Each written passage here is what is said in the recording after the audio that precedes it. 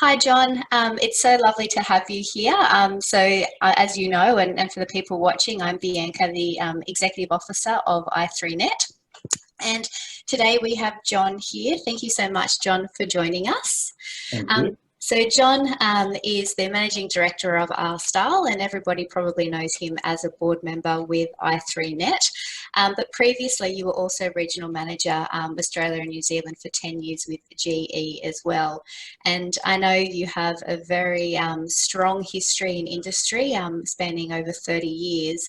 And with the current conditions and how everything's been evolving with the coronavirus over the past few weeks and even days, I thought it was a really good opportunity for you and I to sit down over Zoom, of course, because we're responsible at i3net, social distancing.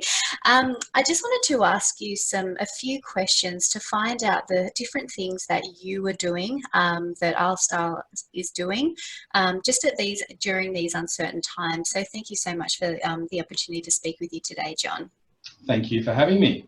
And before we get into my questions, for the people that don't know the work that you do, what do you guys look after? Well, we're involved in supplying equipment which is installed into hazardous areas like explosive gases and dusts. So mainly around the area of oil and gas, bulk material handling, petrochemical, pharmaceutical, are the types of industries we mainly work in. Great, no, thank you. That's awesome. And so now that the coronavirus is well and truly here, what are the different things that you guys are doing differently now? Well, you know, it's an area that we've had to step up fairly quickly to assume a place of proper responsibility. You know, we had emergency management meetings, and we really started to look at what we need to go forward with. So we really wanted to execute our emergency planning, but also look at business continuity, which is important for us all going forward. So the two areas we're working in concurrently, but probably the most immediate thing we had to do is look at our emergency planning and to make sure that we were being responsible for our staff, our customers, our suppliers, and really all the people around us, our community, make sure that we're keeping everyone safe. Yeah, definitely. Has it made your life different in terms of how you guys are operating day to day? Yeah, definitely. We've in a short period of time, we've really changed the way we operate. We went through our plan and looked at two aspects: the emergency planning and also the business continuity. The areas around the emergency planning were like, you know, being the prevention and preparedness for a pandemic like this, how we would respond in the medium term, and how we would recover after the pandemic is ended. So really the first steps in prevention preparedness were really just executing our pandemic plan, which we put together, had structure in place which we could execute, and really that was just to ensure that we could operationally perform safely, you know, and really do our part to help suppress the pandemic and by restricting transmission to others as well. But you know, really there was a lot of work we had to do. We were looking at, you know, as I said, protecting our employees and our customers. We really referred extensively to Safe Work Australia guidelines, also international guidelines that we're getting from our headquarters in Germany. And there was a number of, you know, recommendations from those sources that we implemented into our daily operational processes. So, you know, everything from, you know, restriction of transmission routes through to, you know, consistent hygiene measures and minimal contact with other people. Really the first steps that we took. Right. Yeah. Yeah, no, that's excellent. And have you made any changes in terms of your team's rosters or anything like that? Yeah, no, well, what we've done is a couple of things. Okay, so we've looked at our internal operations and the way that we set ourselves up to do business going forward. So what we've done is we've we look at ways of preventing the virus. So really like good hygiene practices as well as social distancing. So things like, you know, alcohol-based hand sanitizers being made available. We're really being careful with our housekeeping. So using cleaning and alcohol wipes on all surfaces or touch points. Extra hand sanitizers and disinfecting wipes being made available.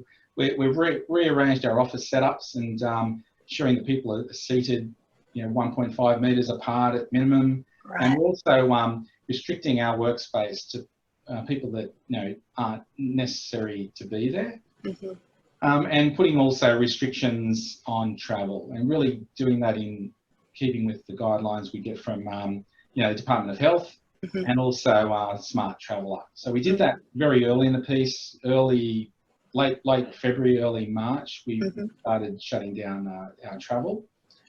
But also, we're very aware of, like, you know, mental health during these situations as well. So we've been talking about how people cope in a crisis, emotionally and mentally, and, you know, really just looking at how they can look after themselves and for their own well-being, and also to be productive during those hard times as well.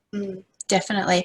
I think those conversations are really important, and I think, you know, you're right, there's such a focus on people washing their hands, staying apart, so, you know, having that correct distance apart, but maybe not so much of a focus on people's mental health during this time, because obviously there's a lot of change for people and it can be quite stressful, but also people might not be used to being in their home environment working as well. So normally, if, you know, you have a team and they're normally used to being together, what are you doing in terms of that staff engagement? How are you kind of keeping the team together at a time where everyone's feeling quite stressed and are physically dispersed?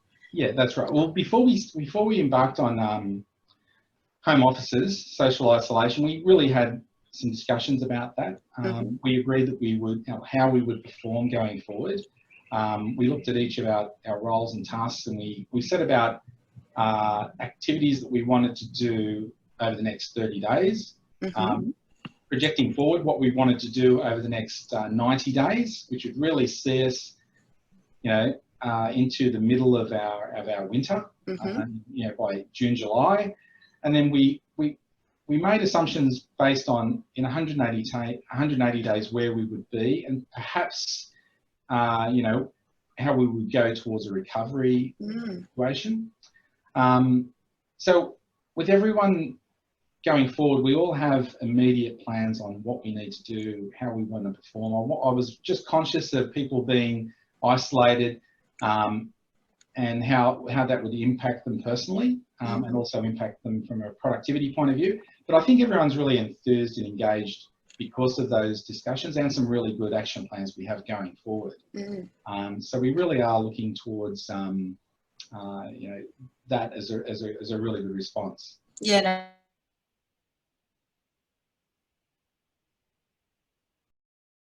Are you having those stats now that people are more dispersed? Are you having team conversations weekly or daily, or how's that actually working? Yeah. No, definitely. Well, we're still going forward with our daily toolbox talks. We'll do that remotely. I think that's a really good way of people staying engaged. You know, we have regular updates. Well, we're getting regular updates from our headquarters in Germany, which is good, giving us information about how our colleagues are operating globally. I think that gives everyone a good sense of camaraderie, and we're continuing to communicate not only amongst ourselves but also with our customers on a regular basis. So, you know, I was really conscious that we wouldn't become too inwardly focused during this time. I think we have stakeholders which are outside of our own business. I think our distributors, our end customers, are all, you know, part of the overall strategy going forward for us. So I wanted to keep them informed. You know, we sent out formal communications to our stakeholders to let them know how we're placed, not only from a operational point of view, but also from you know, a business continuity point of view, letting them know how our supply chain is set up. Like, fortunately for us, we're in a situation where we don't rely on sourcing or manufacturing from any of the highly affected or high risk countries in the world, particularly Italy and China at this stage, which is very sad. So we're looking good. We're communicating with our supply chains. We're getting constant feedback from them, and I think that you know, it's our responsibility then to pass that on to our staff and also to our customers, so that they have transparency as to, you know, where we're placed as far as supply chain is concerned. And so far, so good. So we're in good shape there. Yeah, definitely. And I think you definitely had a few really good tips there. So, you know, at the start when you're talking about still continuing with those daily toolbox meetings, and I think you're right, just because everybody's remote, it doesn't mean that they need to slow down, you know, keep with the regular pace of those. So I think that's a really good point. No, it is. Definitely. Yeah, we looked at, like, we did, you know, usual SWOT analysis. And if we want to look at it, I believe that, you know, we're forced into step change now on how we go forward and how we do business. I think that, you know, there's opportunities that could come out of that. I think that if we perform well during this period, we can remain safe. We can do the right thing by the community, but we could also, from a business point of view, we can maybe, there's an opportunity here for us to improve our position in the marketplace going forward. Particularly if we can execute and show that we are a reliable partner, and we, you know, are effective at delivery even through a crisis like this. And I think that's encouraging for our team, particularly when, you know, we've got strategic plans on how to operate, and gives everyone really good confidence on the future. Yes. And how we'll come out the other side of this in a good position. So I'm trying to maintain that spirit of enthusiasm, engagement. I think we should look at, you know, the downside of this, but we should always look at, you know, how we can improve and what learnings will come out of this that we can continue forward with. Things like working from home, getting our ICT in place so that we can perform effectively remotely. That could, in fact, be something that we'll retain. Great.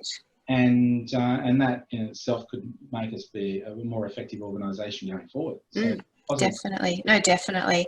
And I think as well, you know, one of the points as well that you raised when you're talking about, yes, you know, there's a level of time where you've got to get your team and everyone sorted internally, but you know, you making the point as well not to be too inwardly focused. And I think, you know, you talking about the communication strategy that you've got with your clients and your customers, but then also looking at those opportunities in the long run. I think that's really good advice for people, because when everybody is isolated and is focused, you know, you know, you can start to think only internally. So I think that's a really good tip. So thank you for raising that. A question, I mean, at this particular time, are you guys still going to be doing your marketing? No, we are. We're really changing the way we are performing our marketing. As I mentioned, only last month, or only earlier this month actually, we had to withdraw from a major oil and gas conference that was scheduled in Perth. And we've had to cancel other events that we had planned through the year. You know, so we're really looking at, you know, our expectation is that meetings face-to-face are really going to be difficult going forward in the medium term. So we're going to rely on other ways to engage with our customers or potential customers. So, you know, telemarketing, we'll use online facilities such as LinkedIn, you know, editorials, webinars. You know, we're still looking at pre-planning for events Q4 and beyond. I think that we want to be set up and ready to hit the ground running when you know, when things subside.